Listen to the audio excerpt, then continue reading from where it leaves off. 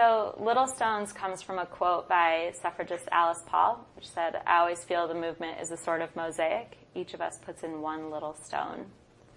So when I read that quote, it was when we were in post-production on the film, and it totally resonated for me. It was like we've been looking for a title, and suddenly I had this quote in front of me, which was, yeah, the movement is a mosaic, and no one can make this mosaic on their own. But if we each place our stone, we're going to get there one day. You're listening to The Other 50%, a history of Hollywood. I'm Julie Harris Walker. This is the podcast where we talk to successful women in entertainment and hear their stories.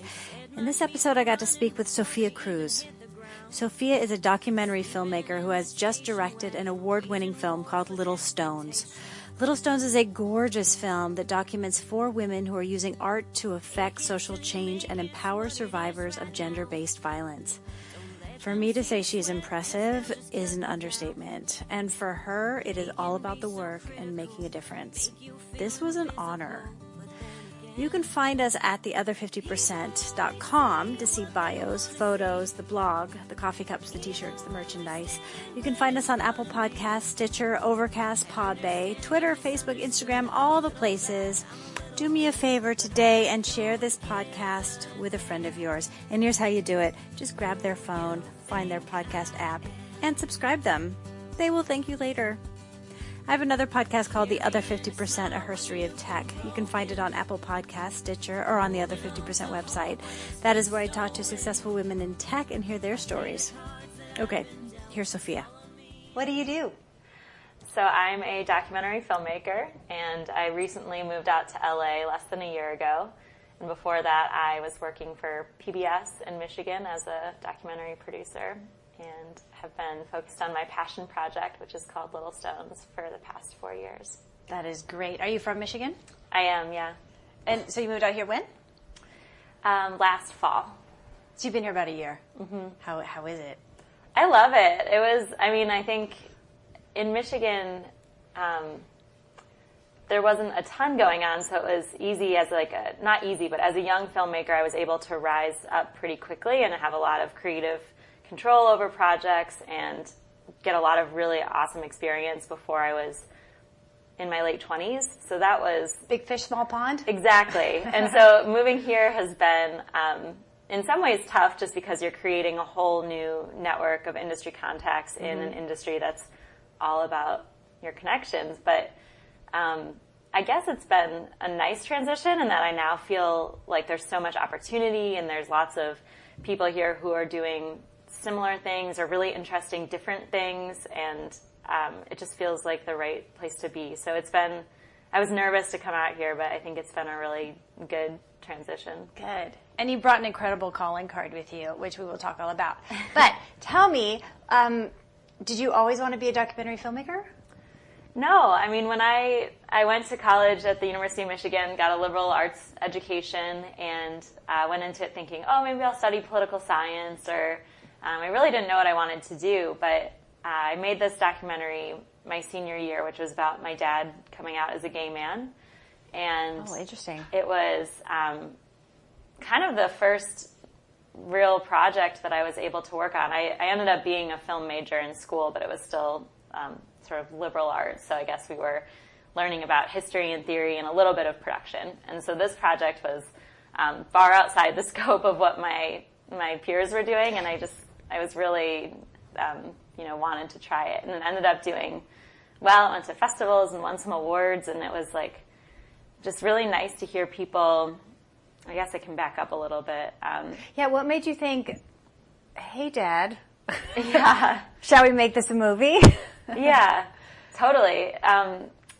So I had done a summer internship at POV, which is a PBS series in New York, and I saw this documentary called William Kunstler, Disturbing the Universe or Destroying the Universe, something like that. And it was about this civil rights lawyer named William Kunstler who had done incredible social justice work, but the film was from the perspective of his 2 daughters, and it wasn't just about him as this incredible figure in law and civil rights, but about their relationship with their dad. And that, to me, I had been thinking about this story of my dad coming out when I was 13, and that relationship that he had with my mom and what that meant for me and our family. And it was something that I think I wanted to explore creatively.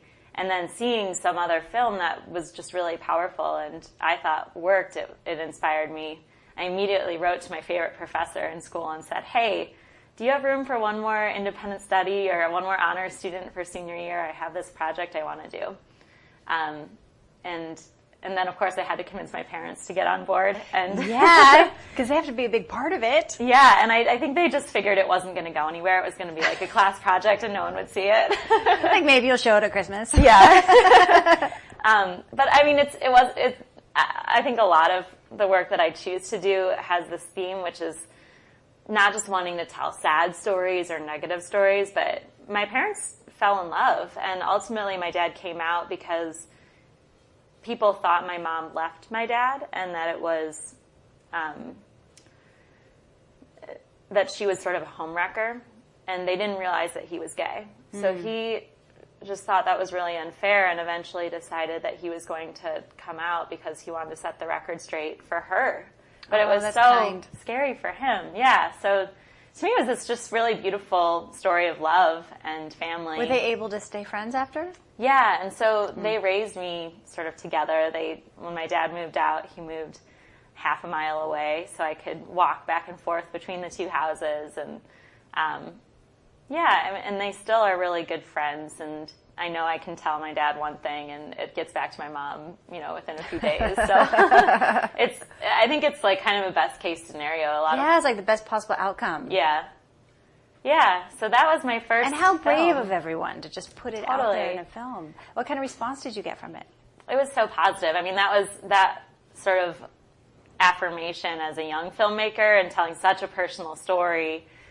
Brave. When strangers saw it. So it went to film festivals like in Utah. And a few years later, I went to that same festival and this woman reached out to me and saw that I was coming into town. And she said, I don't know anything about your new film, but your film Time Dances On that came out a few years ago, I remember seeing it and I had just come out to my 2 teenage sons and they were really upset about it. And seeing your film from a kid's perspective gave me hope that it was going to be okay eventually with my own sons. Wow, and then years later she remembered you? Yeah, years later, my student film. So of course I met her for coffee. Yeah, and she was lovely. I think that, and there were other people like that. I met a fair number of people who were around my age who had parents who were coming out when they were in college or in their 20s. Because, the kids had moved out and they were finally able to be themselves. And so I think this, I sort of attracted those stories after the film came out because people wanted to tell me. Everyone had to tell you, me too. Totally. And that was great. So that was, I think, now it's much more common to have gay parents, but, almost a decade ago, I guess, this was sort of a different thing. Yeah. That's incredible. Okay, so then you finished college. You did all that while you were in college. Yeah. And then you finished. Mm-hmm. And then what? Then I worked for an arts organization at the University of Michigan, and I was making videos for them, and they wanted to celebrate this concert hall that was turning 100, and I'm like fresh out of college, so this is my first job, and they want to celebrate this hall, and it's the Carnegie Hall of the Midwest. It has perfect acoustics. It's called Hill Auditorium, and it's had this incredible history of all of the major classical artists and musicians have come through it. And that student film was winning awards on the festival circuit, and my bosses knew that. So I said, what if we do a documentary about Hill Auditorium and we try and get it on local public television? And none of them were video people. This was a performing arts organization. So they were like, if you think you have time, sure. I mean, just do it. That film ended up getting broadcast on all of the Midwest PBS stations and throughout Canada, and it won a regional Emmy award. And that sort of launched my career. This is your first job? Yeah. Amazing. Yeah. And then I worked for PBS after that. So they broadcast the film and then said, why don't you come and work for us? That's great. Then what did you do for PBS? They were building, so the way PBS works, if you're familiar with the structure of NPR, they have these producing stations all over the country. So it's not like in Washington, D.C., where the headquarters is, that all the content's being created there. It's actually more democratic than that, which is pretty cool. So stations could be producing local content, regional content, or national content. And the station in Detroit that I was working at was building up their national documentary unit. So I was hired to produce content for national broadcast. Worked there for about 2 years and did segments for PBS NewsHour. And then most of my time was producing this documentary called Ride the Tiger, which came out last April, and it's about bipolar disorder. So my boss was the director, and I was producing this show. It was an hour-long program looking at sort of science and different research and new ways of diagnosing and treating bipolar disorder, which touches on mental health much more broadly. So it was, for me, I luckily have never experienced any serious mental health issues for myself or my family. So it was really eye-opening to be able to work on that project. And then, of course, the personal stories. We interviewed people who have bipolar disorder and who are managing it and living healthy, productive lives. So, and their families too? To some extent, yeah. It was focused mostly on the science part of it. Mm-hmm. So the personal stories were a lot about, for example, this one woman who had experienced deep brain stimulation. So she was in such a catatonic, depressive state that they actually put electrodes inside of her brain and stimulate a certain part of her brain. Like, would that in the olden days be shock therapy? So they still use shock therapy, but this is much more targeted. Yeah, I mean, that's a whole other thing. But yeah, they still use shock therapy also for catatonic depression usually, although also sometimes to calm people down from extreme mania. Mm. And it's one of the most effective ways of treating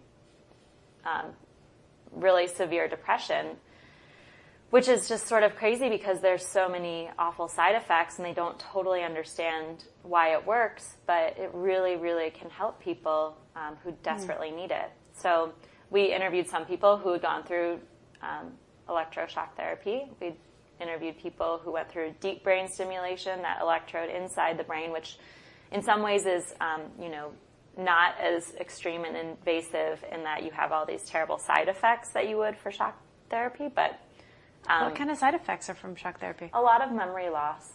Oh. A lot. Usually, I mean, it varies person to person, but that's one of the most common side effects. Sometimes it goes away. Some people still say, I had shock treatment 10, 15 years ago, and there is still a window of my life that I don't remember, which is, that's really tragic that that's the only course of action. And oftentimes, it works for a certain amount of time, but then they have to go back and have it done again.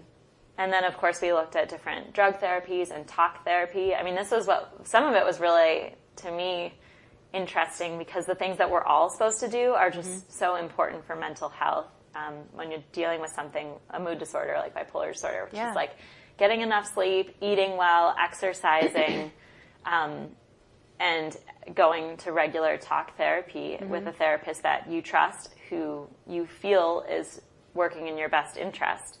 And if they are also controlling your drug regimen, that's even better.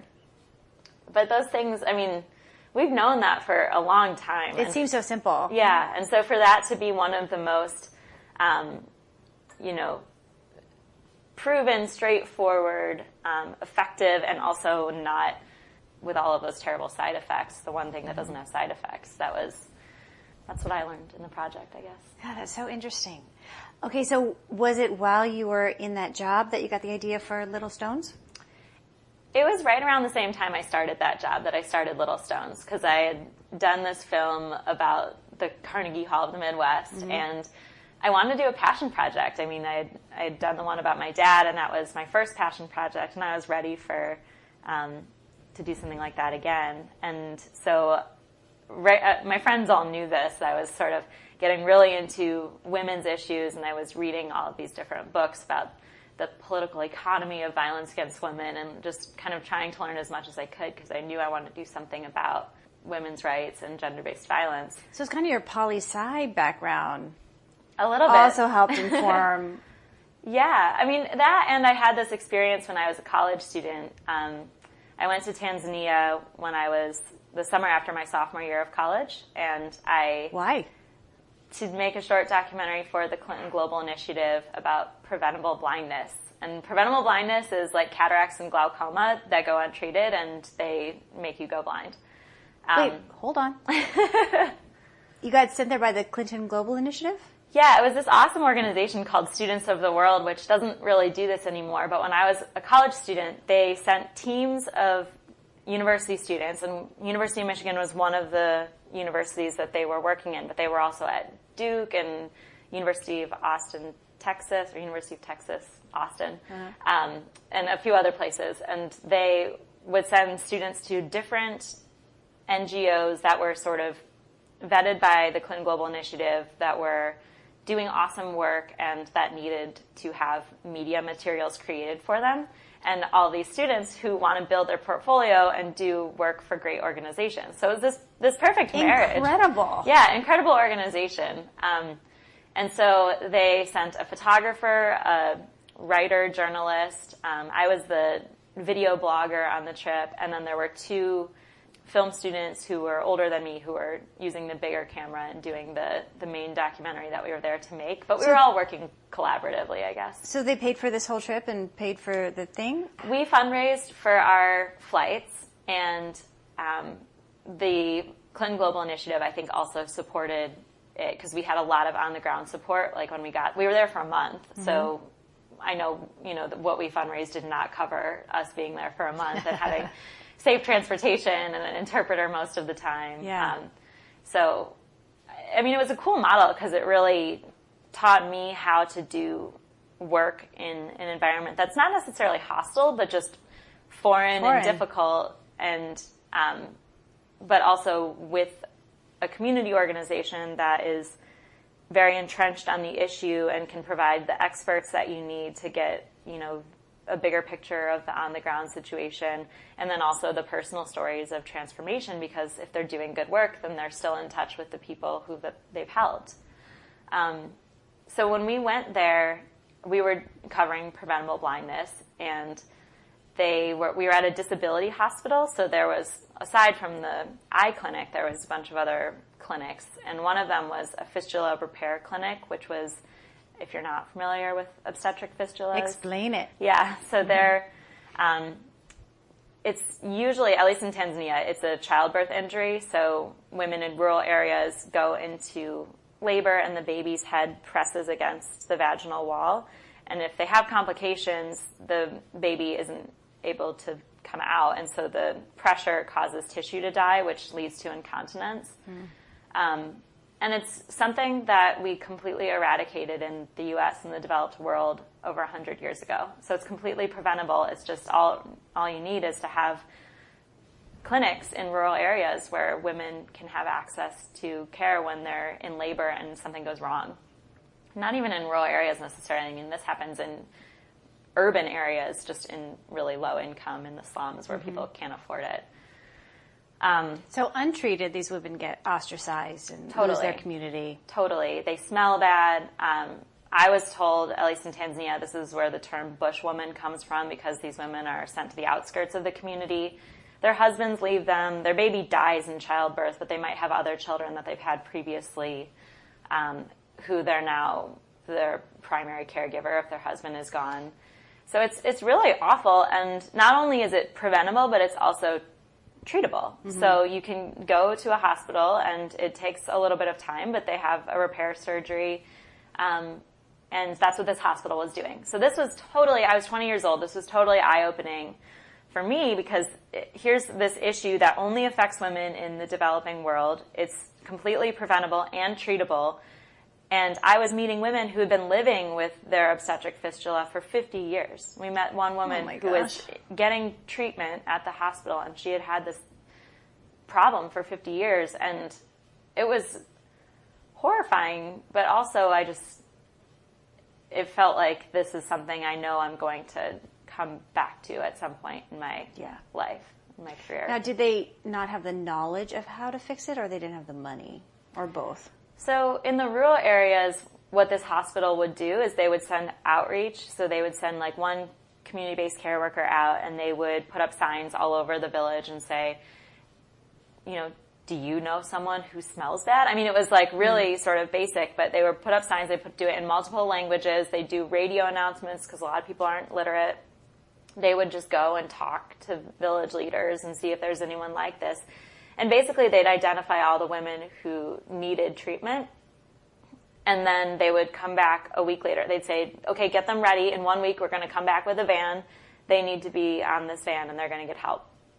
So they would, and this hospital does similar outreach for different things. So we were going on like outreach clinics for their eye preventable blindness work. So, they would do these like pop-up eye clinics for the day where they'd come in and screen people and see who needs surgery or who needs glasses. So they were trusted in a community. So the next week, all the women come, they're put in the van, they come to the main hospital in Dar es Salaam in the big city, and they get treatment that, if it's successful, I think it takes a week or two, sometimes longer. Sometimes it's not successful, especially if it's a woman who's been living with it for a long time, just because there's a lot of complications, so it can take longer. But while they're in recovery, the hospital has set up, it's sort of separate from the hospital. It's in a totally different location, but it's called the Mabinti Center, and it's this place where women recovering from surgery learn different crafts, because remember, they've been ostracized from their communities, so they don't have a way to support themselves or their families, and they learn how to do like beading and printmaking and sewing and just various small crafts, and that's how they are able to support themselves after they're recovered. So it changes their lives. Totally. So we were not there to document this at all, but the women in our group were just really interested in this fistula clinic, and we were invited to go to this Mabinti Center. So we went, and it was like sort of like paradise. I mean, it was in this beautiful house, and it was sunny, and there was like the kids were playing in the grass, and their moms were sitting around a table beading, and then there's a different room where they're sewing, and the younger women were doing the printmaking, which is just like really cool to see. They lay all the paint out, and then they lift up the screen, and there's this beautiful pattern underneath. And everyone's just sort of laughing and talking and hanging out, and it was just I remember talking about it afterwards with the photographer on our trip, Shay, who we were both just sort of blown away by the power of art and community, and like that they'd created this community around making things that are beautiful, that have value and worth, and what that was able to do mentally for the women as they were healing and trying to find self-worth. It was just a really powerful experience. And so I think that more than anything is what led me to want to do Little Stones. I knew I wanted to do something, not necessarily with the Mabinti Center or at that specific hospital dealing with fistula, but that idea of art and creating something beautiful and of worth, and what that does for the individual. That's incredible. So then you did Little Stones. Now, was that story part of it? Or that was just the inspiration? It was the inspiration. It's not in Little Stones. So Little Stones follows 4 women around the world who are using different art forms for social change. And it actually started, so when I was starting my job at PBS and looking for my passion project and reading all of these books about gender inequality globally, my friend came back from her Fulbright in India, and she knew that I'd been a dancer from when I was really little, from when I was like 2 years old through college. And so when she knew what she wanted to tell me about this woman named Shohini, who is using dance to rehabilitate sex trafficking survivors in Kolkata. I was wondering how you found these women. Yeah, so that's how it started. And I think she was the inspiration for the project, as an adult. When I was a student, this is something that really stuck with me and made me curious, so that I was sort of primed for Shohini's story when I was also more of a professional and able to take something like this on. And so I just reached out to Shohini for a Skype call because I thought what she was doing was so interesting and that there might be something there, but I just need to know more. So she immediately said yes, and we got on the Skype call, and she told me about this organization that she'd been building for the past 20 years, which was not only going into shelter homes and working with really young survivors who, 10, 11, 12-year-old girls who'd been put into forced prostitution and just hate their bodies. I mean, there's a total disconnect. They're not even in their bodies. Yeah, and so she was a trained dancer. She was studying sociology at university the first time she went into a shelter home, and she just asked the shelter home director if she could start doing dance classes with the girls. And at first it totally didn't work because she was trying to do anyone who's taken a dance class. I had a ballet master who was very strict. And she, I can imagine Shohini. She's a very serious woman. So the first time she went in, I'm sure she was full of love, but also wanted to teach them dance. Right. Discipline and structure. Yes. And it totally didn't work. They were kind of not responsive. So she had to develop over a long period of time dance movement therapy, which exists in the U.S. It also even existed in India, but she had no connection to it when she was building this program. So did she make up her own? She made up her own, and it was a lot about getting the girls to tell their own stories through movement. And because it was hard for them to put into words what had happened to them, she wanted to find other ways to help them kind of work through it. So we saw it when we were there, because we did end up filming with her, of course, for Little Stones. Their movements are everything from screaming, stomping their feet, pulling their hair. They also do a lot of one-on-one or, two in pairs, work in pairs, where one of the girls will express herself and then the other one just receives and listens. And I think that's also being heard is really powerful. So she's developed this whole way of working that's incredibly effective. And a lot of the girls, those first girls that she worked with, where at first they thought she was crazy and didn't want to go to her class at all, they're now professional dance movement therapists. So those women are in their 20s and they go out into shelter homes and they work with the younger survivors.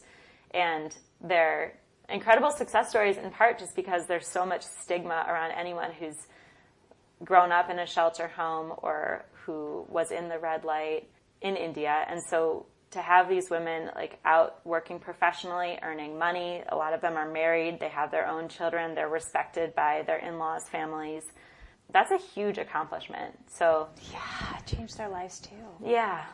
Because it seems like it's not just a big part is the expression of it and being able to give expression to what you did, but then also the movement itself must literally physically heal them. Yeah. It's incredible. Yeah. Okay, so who else is in it? Who else? Sure. So we didn't stop with Shohini. That was after my first Skype call with her, I was sort of curious about other women because dance was so obviously working to help heal the body. And then I found, I think I just read an article. I started looking for other women using art, and immediately Penmela Castro in Brazil popped up because she is an incredible artist. She uses graffiti and street art to raise awareness about domestic violence. So taking this so-called private issue and putting it up in the most public way possible, which is the walls and streets of her community.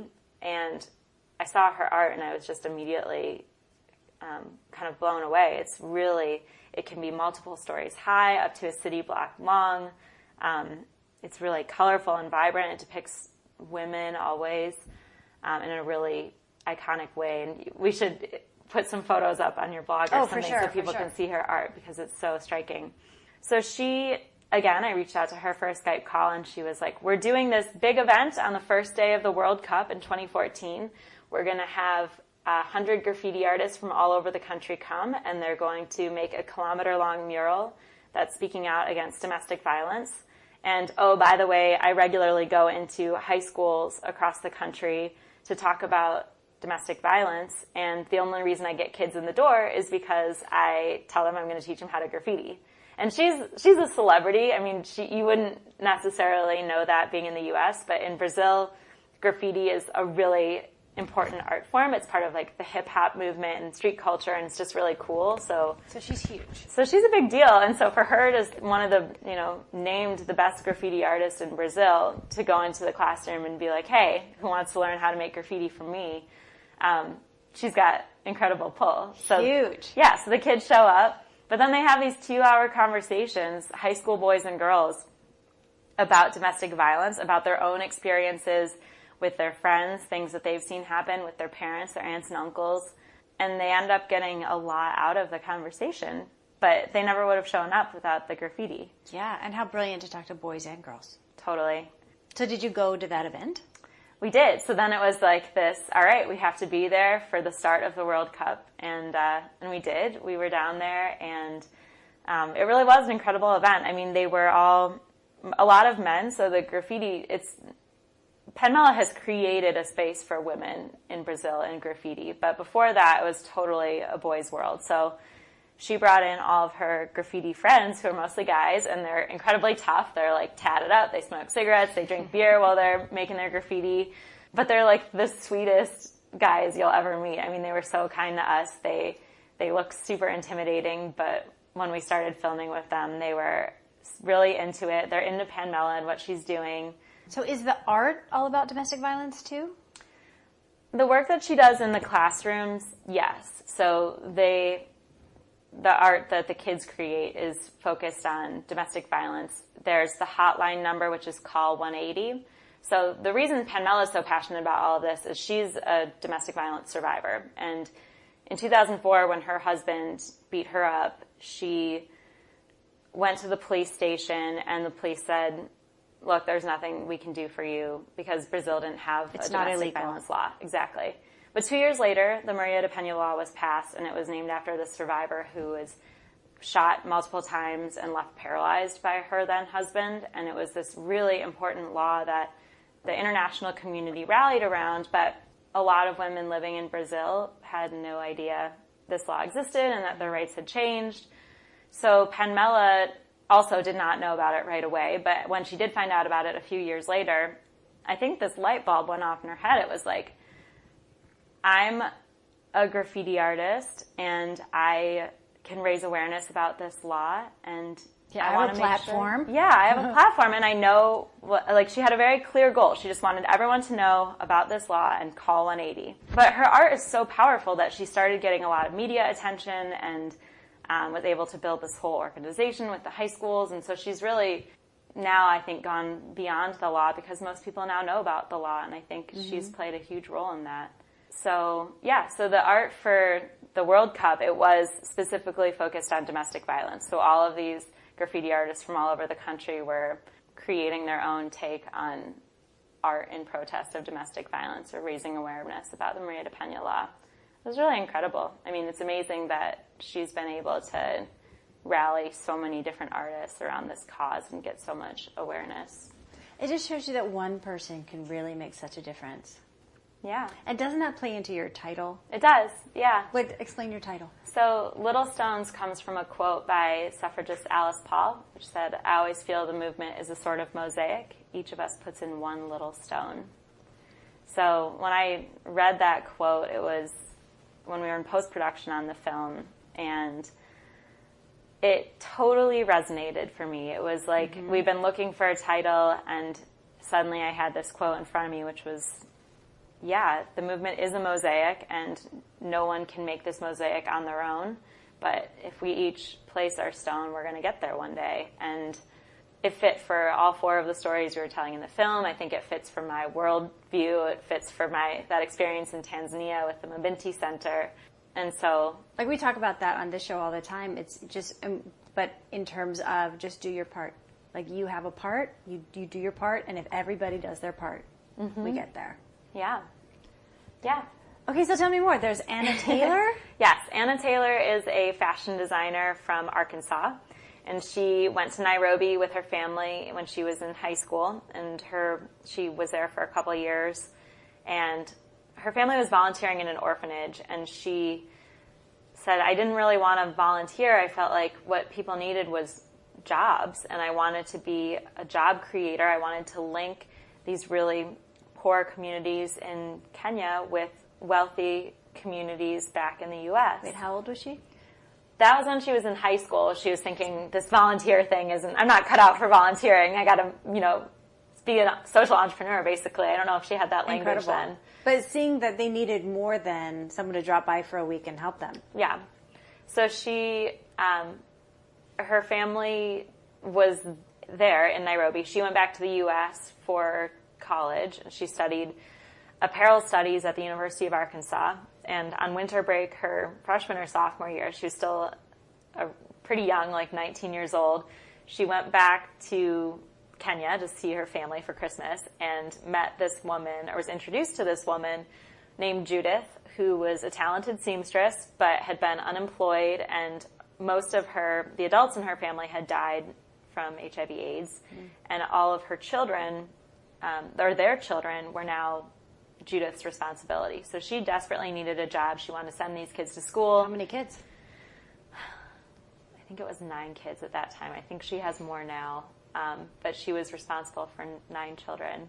And yeah, and it was just a struggle every day to put food on the table. And Anna thought, okay, well, I have designs, and I love the fabric here in Kenya, so she decided to make a skirt and posted some pictures on Facebook, and her friends were all amazed and they wanted one. I think she was in the sorority in Arkansas, and so it was like her sorority sisters were her marketing team, and they all got the skirt. Yeah, and the boutiques in Little Rock too. I mean, she made a few things with Judith, and then she came back and she sold them and sent the money back to Judith, and this was like she realized that as something that she just wanted to do more of, so she started working with Judith more and more. She built up a product line and was invited to show at New York Fashion Week. So she's also a talented designer, which is... Is she still like 20 when she's doing this? She showed, it was immediately after graduating from college that she showed at New York Fashion Week. So she was very young, and she also at that point started a training program. So for her, it's always been the money not just going to Judith, but to the women in training. So she started an 18-month tailor training program, which teaches women who are not skilled the way Judith was how to sew. And at the end, they become certified Kenyan tailors and can get a job, making uniforms or working elsewhere. But Anna really tries to employ as many of them as she can in her own business, of course, because she can treat them better and give them a better wage.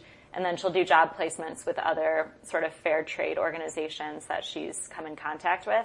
And she, I think now, is really trying to build up her role as the link between the producers and the market. And she has sort of gone beyond Judith and James, even her clothing line, to start going to South Africa and work with producers there and connect them to the buyers in the U.S. And she's selling her own products at Dillard's and in boutiques across the country and online. But she's really trying to just be that link. She's trying to scale up quickly, and she's using all of the proceeds to go back into the training program. And so she's had 3 classes of women graduate from that 18-month program. She's like 26 years old, so it's incredible. She's been doing this for a while, and she's started a new training program on the coast in Nairobi. So that used to be, or not in Nairobi, sorry, in Kenya. And that used to be a really wealthy touristy area, but there's been a lot of terrorism there, and so the tourism industry has gone down significantly. So there's not much of an industry on the coast right now, and Anna is starting a new training program there and trying to build a production center there. So she's this incredible example of running a for-profit enterprise and a nonprofit simultaneously and still managing to be a lovely person. Incredible. How'd you meet her? At this point, I had all 3 of the other women who were in the film, locked in. So the mold had been set. There was women who were artists and activists with very specific issues that they were tackling and using specific art forms. And we did not have someone who was a social entrepreneur or someone who was working against poverty in the for-profit sector. And that, from all the research that I'd done before I even met Shohini, that was something I knew that was really important. Was it's great to talk about empowerment, but money is at the heart of a lot of these issues. Yeah. You can't leave an abusive husband if you don't have a way to support yourself.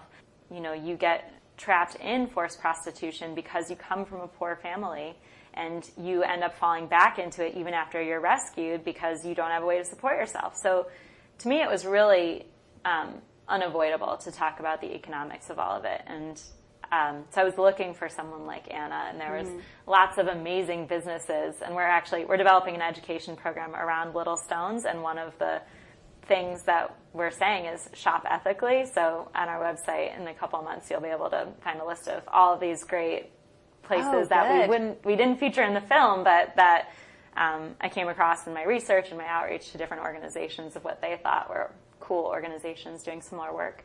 But Anna, so I went to the University of Michigan Business School. They have a social entrepreneurs program, and they had the guy who started Kiva Lending come in and speak. And have you heard of Kiva Lending? Is that the microloans? It is, yeah. I mean, they're a great organization too. So they basically, women in, I think they focus on women, but it might be anyone can do this. But in the developing world, you need the money to buy a cow so that you can have a dairy business. Mm-hmm. But you don't have access to traditional financial services. So Kiva Lending is a platform where anyone, you and I, can go online and decide, I want to fund this woman getting her cow, or I want to fund this woman in Guatemala who needs to buy a sewing machine so she can start her tailoring business. Or so for you, it's $50 to buy a sewing machine, but for her, that changes her whole life. Sure, and you, even if it's like $400 to buy the cow, you don't necessarily need to pay all $400. You can say, oh, well, I want to give $25 towards this cow. I'm going to kick in for the cow. Yeah, and then other people can also do that. So eventually the woman gets her cow.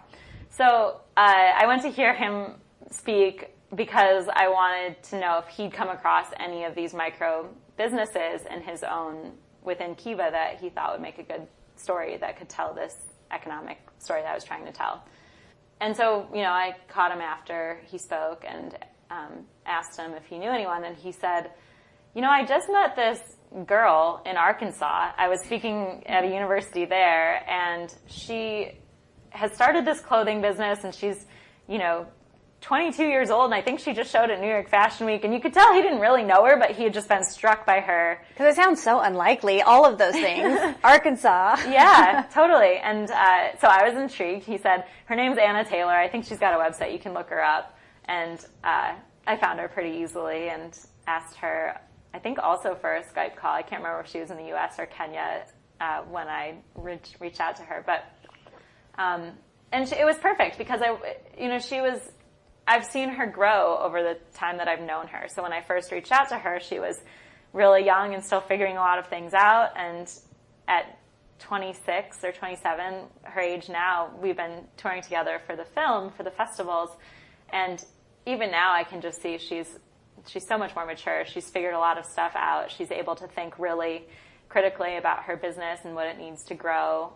But she's still learning, which is, as a filmmaker, that's fun to watch. It's, you don't want to watch someone who's got it all figured out and is perfect. I mean, the story's not over. Yeah, for Anna, it was really, she was struggling with some serious issues and, came across like corruption within her own organization.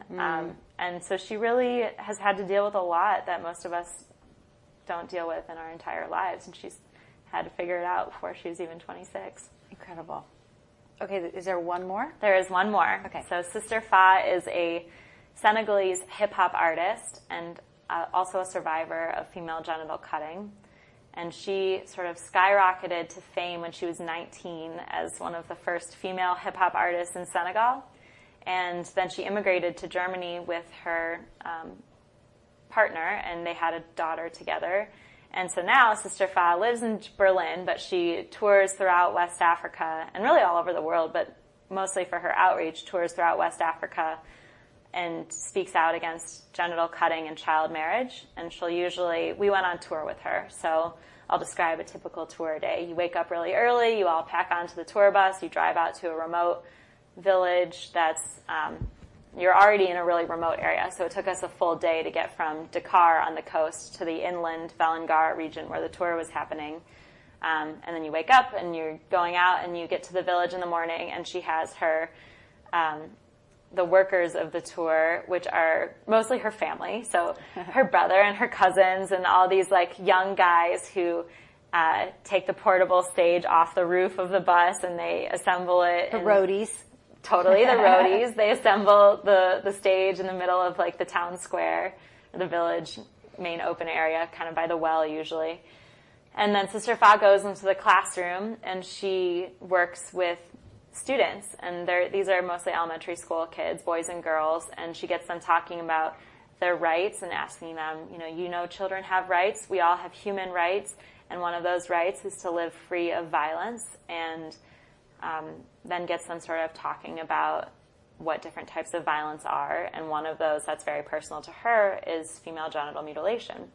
And it's called cutting in the communities. And a lot of people are not familiar with why cutting happens. So it's perpetuated typically by the women in the communities. It's seen as a rite of passage. So girls need to be cut in the eyes of the community to be considered clean, to be worthy of marriage, to be beautiful. And so the women perpetuate it because they want their daughters to succeed. Right. That is some swallowing of the patriarchy. Yeah. To the point where it's taboo to talk about. So going into communities and doing what she's doing is definitely not always easy. She told us, we didn't see this on our tour because the communities we were going into for the most part had already been working with an NGO called World Vision that was working with them around this. So this was more of a affirming, celebratory experience. But she has gone into communities in the past where the village leaders and the religious leaders will throw stones at her and tell her to leave and pour water on her. And yeah, because if you're trying to disrupt decades, centuries of religious, cultural history, that's tough. Totally. And the thing that is so infuriating is it's not actually religious, but it's now in these communities considered part of the Islamic tradition, but it's really not. And so we met imams that were these saying... things get so tangled up. Totally. But become kind of religious. Yeah. And it's just... That was the one... So to speak frankly, that was the story that was like one of the hardest to tell, because we met girls in the classroom that were like all excited to have Sister Fa there, but then you ask, do you think, anyone will stop cutting in your community? And they just say, no. People are really stubborn, and like an outsider is not going to change anything. And also the lack of understanding about the medical repercussions. So, of course, now it's illegal. So girls are being cut younger and younger and younger. So babies are being cut. And that's really dangerous. Like before they could talk about it?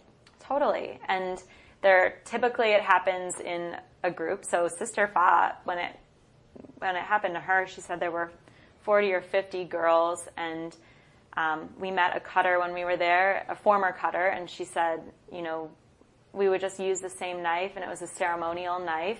So of course, when you're in communities that are dealing with not sanitary conditions, HIV, other sort of communicable diseases that can be transmitted with using the same knife. I mean, it's really, so certainly there are complications and infections that happen immediately. And that is what has led some, like the cutter that we met, to abandon cutting or to consider not cutting their girls.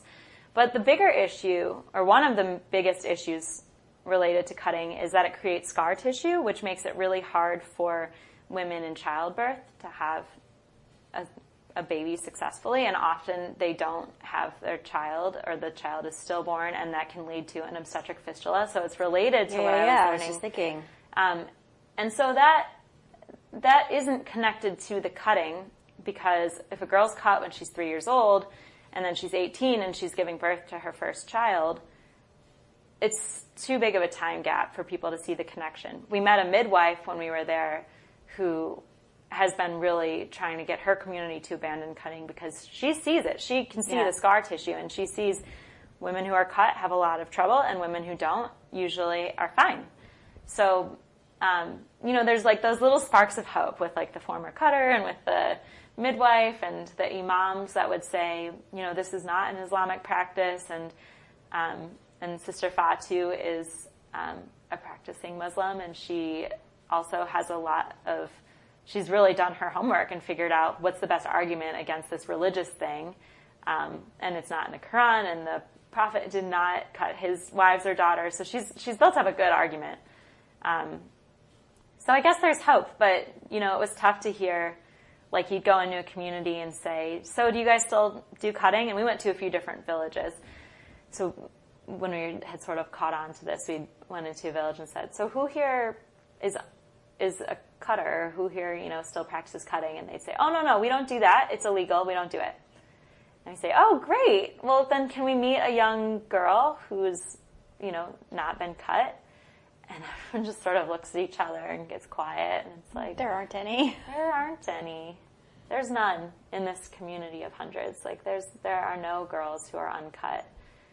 So then, that's confusing. Yeah. And so we talked to some of the girls who had been cut, and it was this one girl who was, she was really smart and adorable, and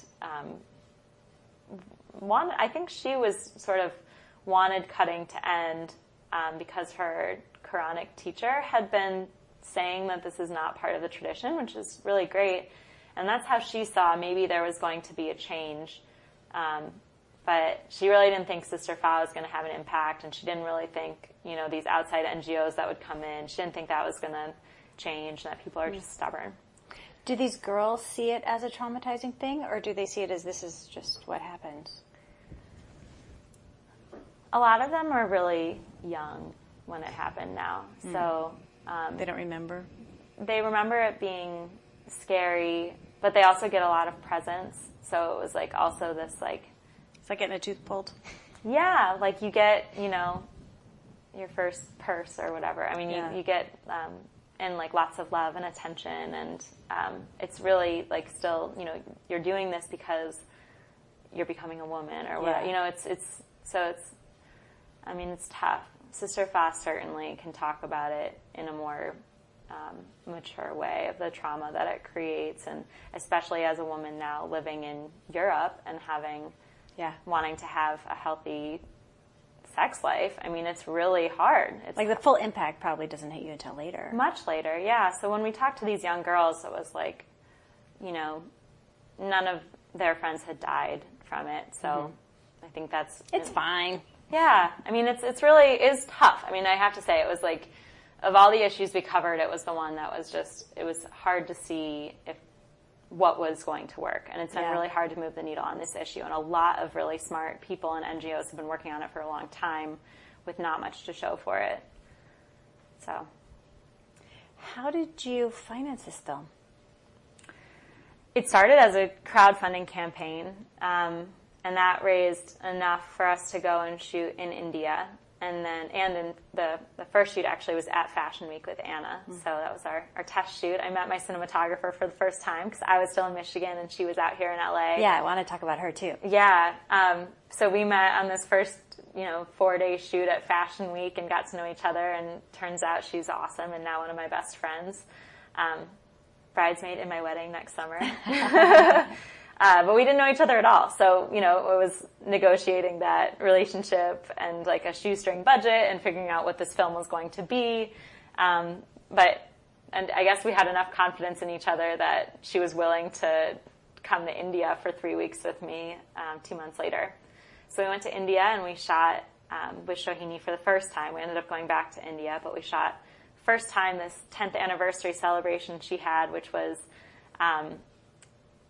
a huge dance performance and this meeting of arts therapists from all over India who were coming to speak about their work, which was awesome because we met a puppet therapist and, beyond dance, all other forms of art. So it was cool that was our first shoot because I think we learned a lot just from Shohini, and she's the most established woman that's in the film, and, she's been doing this for a long time and is sort of a mama bear to all of these survivors who are now dance therapists. And she sort of was a mama bear to us when we were shooting there. She was very protective and wanted to make sure we got what we needed, but was also, careful with us. So it was a really great first experience. And then we came back and we had footage. So then I started cutting together sales reels, and also we were trying to figure out how we were going to get to Brazil, and had about half the money left over from the crowdfunding campaign to be able to shoot in Brazil. And didn't want to miss the World Cup, and also didn't have the budget. And I called Mina, and at this point, we'd spent about... Mina is the cinematographer. Mina is the cinematographer, Mina Singh. Called Mina and said, we don't have enough money, but we can't miss this. What do you think? And she said, yeah, I'll cut my rate. Let's do it. Yeah. So So we made it to Brazil. And then after that, we were truly out of money. So I started writing grants and really was pretty successful getting grants from different arts councils, like the State of Michigan Arts Council. We got a little bit of money from the National Endowment for the Arts. Lots of different private foundations, family foundations. It was a long process, but we would get some of the funding in and then have enough to go and shoot another story. Eventually, we ended up doing one more crowdfunding campaign, which was to tell Sister Fa's story, because going on tour was just much more complicated and expensive than the other places that we shot. So did one more crowdfunding campaign, and then when I was in post, I edited the rough cut of the film, which saved a ton of money and was important to me for my writing process. Did you direct it too? Yes, I directed it and produced it and wrote it. And edited it. And edited it. No, we had a brilliant editor. Her name's Karolina Tuovinen, and she came on as the finishing editor. So a couple big things happened. So when we had all the footage shot, I got a visiting social activist fellowship through the University of Michigan, and that allowed me to quit my day job at PBS and work on the film full-time. Fantastic. For a year. And within the support of the university system, so the Center for the Education of Women found interns and assistants for me and people who could do transcriptions, and then connected me to the School of Education, which ended up coming on as a major partner and helping us fundraise to create educational materials to support the film, which are almost done, and we'll be releasing them in about a month. And those are 8 lesson plans that are for high school and college students, and they're focused on women's rights and using art for social change. And it's everything from an econ work class and a law class, so looking at like that Maria de Pena law, but also what is the domestic violence or gender-based violence laws in other countries, including the U.S. And then workshops too, so a graphic design workshop using graphic design for social change, and poetry for social change. So, and documentaries for social change. Yeah, and we definitely want to have more of a journalism-focused one. So they came on as big. They just totally got it, which has been either people get this project or they don't. And it's pretty funny. Like I think the people who get it are willing to make it work. If we don't have the budget, they'll cut their rate, and they just want to get it done and see it happen. And we got really lucky with a lot of women who believed in this project and got us in the door at places that we had no business being, like, you know, Technicolor here in LA for color and sound and that sort of thing. But yeah, the School of Education, they had a woman, they have a woman who's the interim dean, and I met with her first, and they were building this new unit that's called Center for Education, Design, Evaluation, and Research, and we are their first main project. So it was totally this woman in a position of power seeing this project and what it could be, and the film wasn't even done, so believing in me enough to think that this film was going to get done and that they should put their resources towards fundraising for the educational materials. And so that fellowship was a huge turning point for the project. It became much more than just, you know, my passion project that Mina became a co-producer on. So it was the two of us. Okay, let's talk about Mina. Yeah, of course. The footage is gorgeous. Good. It's so beautiful. I think so too. How did you find her? So I knew I needed a woman cinematographer. Yeah. And we were going into sensitive places, and we were going to be talking about taboo issues and, you know, personal traumatic stories, young girls who are victims of trafficking and forced prostitution and all of that. So there was no way I felt we could do that with a man in the room. It was just too sensitive. The only problem was I didn't know any female cinematographers. I mean, I was working in Michigan with there's a real small crew base in the Midwest. Mm-hmm. Well, overall, the percentages are so low. Exactly. Terrible. And I didn't know that at the time, because to me it was like, wow, that's weird. I don't know any women DPs, but you know, there must be. There must women be. DPs. I mean, half the people in film school are women. Exactly. So I went to my boss, who was the executive producer of that national documentary unit out of the Detroit PBS station, and figured he must know some cool women DPs. He also did not, and he said, well, I have a buddy who's a producer out in LA, and I think in LA we'll be able to get someone. And so I reached out to his buddy, and he gave me 3 names. Oh, good. And I'll interject right here. There's a book called Shooting Women that is all about the history of female cinematographers, just in case anyone else is looking. I bet Mina's read that. I should read that. Okay, so he gave you 3 names. So he gave me 3 names, and I spoke with all 3 of the women, and they all sounded incredibly qualified and talented. But Mina's dad is Indian and grew up in a little farm in India, and she'd been to India multiple times, and I knew our first international trip was going to be to India. Helpful.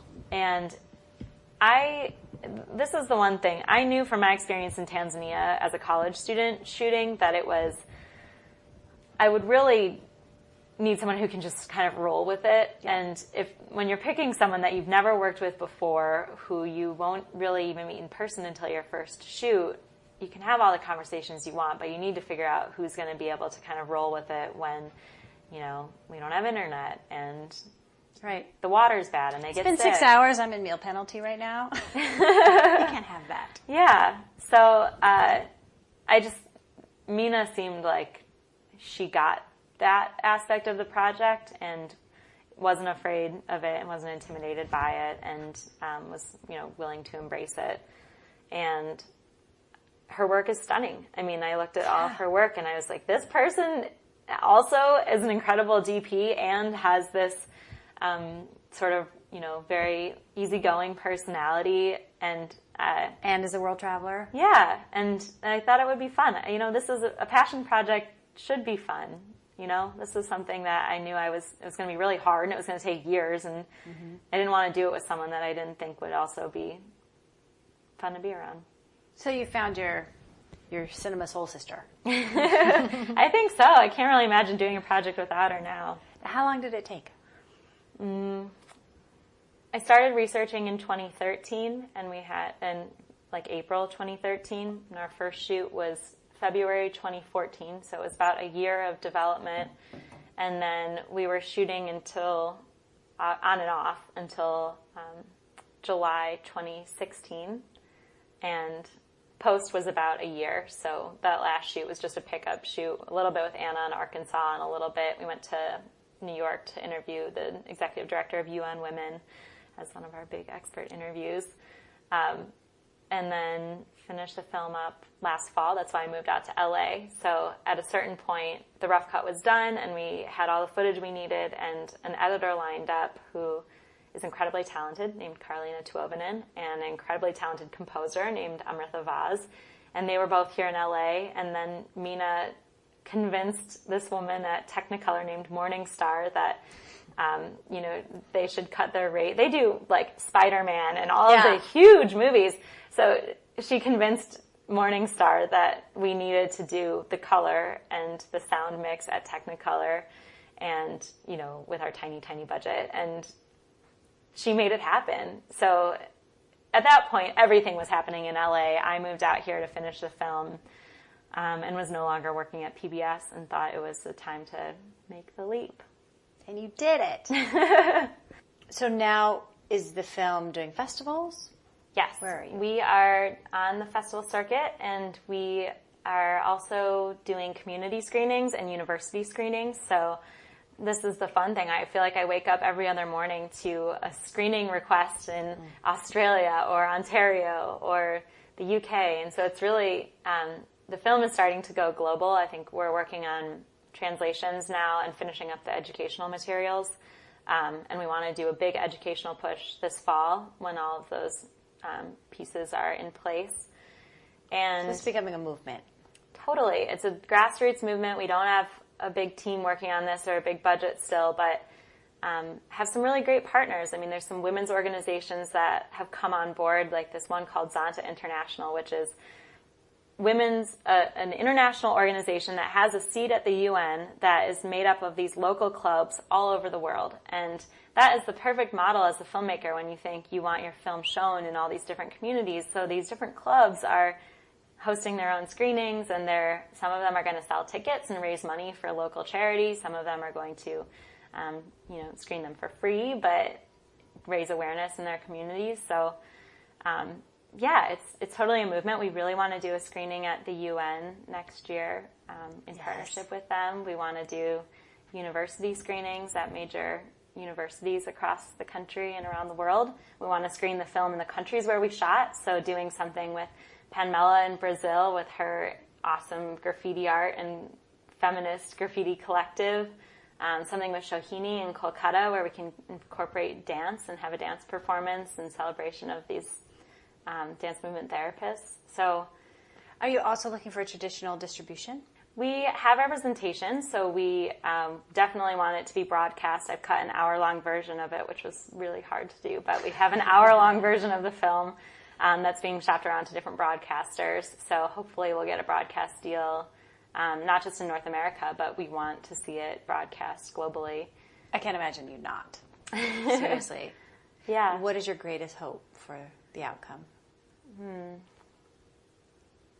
It's definitely not about making money. I mean, it's about we've created all of these tools, and I just want people to know about it. And I want like high school students to know about it. We did this workshop last fall as sort of a test where we brought in 100 high school students from Detroit and Ann Arbor, Michigan, and showed them the film, and then they did an afternoon where they created graphic design and poetry for social change.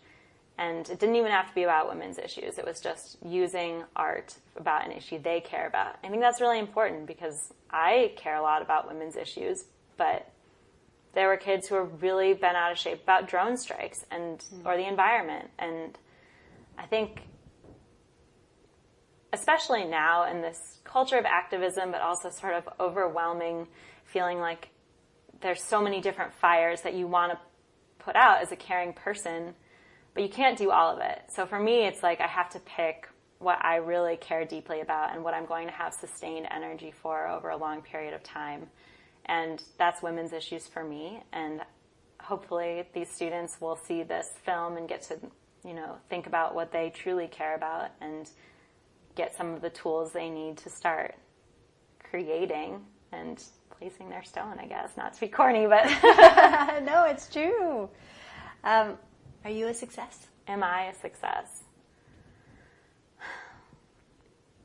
Yes, but I'm not done yet. I mean, I'm proud of what we were able to accomplish with this. I think it exceeded my expectations and continues to. But the more, at least for me, success that I feel like this project is getting, the more I feel like there's more to do. Mm-hmm. Are you a badass? I don't think so. Too much of a nerd. I think you are. Do you have your next project in mind? I really would love to spin Little Stones out into a TV series, actually. So that is what I am planning to start pitching. Great, you heard it here. Oh my gosh. And then what is your feeling about kind of the state of women in the world at this moment in history? It feels like 2 steps forward, 1 step back. Mm-hmm. You see incredible progress and success stories and these like bright lights. But for every woman who gets a job and can support herself, she comes home and her husband is jealous and beats her up. And, I think that is changing culture, and it just takes time. So I'm not pessimistic. I'm optimistic because I think we're on the right track. But I think there's still a lot to do. Like it requires more patience than you actually want to have about the issue. Yeah. And I think that's something I learned in the process of this film, was that these women are doing incredible things, and they've sacrificed personally so much, and even professionally, what they could have done with their career if they weren't so focused on the social justice part of it. But it's also what gives them life and meaning, and it's the whole reason why they do what they do. And I guess that resonates for me. I feel that. So, I don't know. What advice would you have for young women who are just starting out, just thinking about having a career in this way? Well, number one, I feel like I've been so pleasantly surprised by how supportive women are who are in positions of power in this industry. So if there's any sort of myth floating around, which I don't know if there is. There is. It's catty bitches. That's the myth. And I really have not felt that. I mean, I think it's been, women have got this project. Like, they meet me, or they hear about the project, or they see the film, and they hear the stories of the women in the film, and it resonates with them, and they want to support it. So I have not felt like there's some sort of catty awfulness that I'm being held back by other women. I think it's the total opposite. So reaching out and asking for help is one thing I would say, asking for mentorship. I've also felt incredible mentorship from men. So there aren't that many women in this industry who have positions of power. And so finding men who are willing to mentor you as well is incredibly important. I think about my boss at PBS who, you know, took me when I was a video producer at an arts organization and had me start producing stuff for national broadcast. I mean, you can't trade that, and that's incredible experience. And he didn't think about me being a woman at all. He just thought I was someone who could handle it. So finding people that believe in you and are willing to mentor you and support you as you learn and grow is really important. And then I guess the last piece of advice would be, like, pick something you really care about and stick with it and be stubborn. Somebody told me that. It was a friend's grandma. This is so funny. The same friend who introduced me to Shohini had a birthday party, and I met her grandma. And her, you know, early on in the project, and she said, the secret to success is just picking something and sticking with it. And it was like, I think I was, you know, in phase 100 of trying to raise money for the project, and it was starting to feel really overwhelming, like this thing was never going to get finished, and I'd opened this huge can of worms, and it just, like, kind of keeping that goal in mind that it is possible, and just don't get distracted and don't take on other opportunities, but really stay focused and stay stubborn, and you'll get there. It's like that cartoon where the guy's digging the tunnel in the dirt, and then most people quit when they're actually an inch away from the goal that they can't see because it's on the other side of the dirt. Yeah. Yeah. You sound really fearless. Are you actually fearless, or have you figured out a way to push through whatever hesitancy or fear you may have had about doing this? I'm not. I wasn't afraid to make the film. I felt nervous. I remember the night before we went to India, the first shoot, and it was packing all of my gear and that nervous excitement and didn't know what to expect.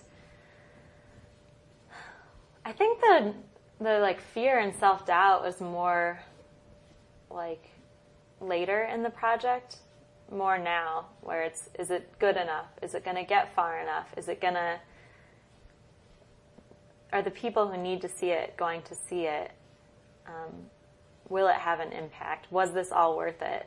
Yeah, all the things you have no control over. Yeah, the unknowns. And then also I think that combined with being in a new place in LA and trying to stay focused and also take on new opportunities, because part of the reason of coming here was to build, a career. And so I think it's that uncertainty now that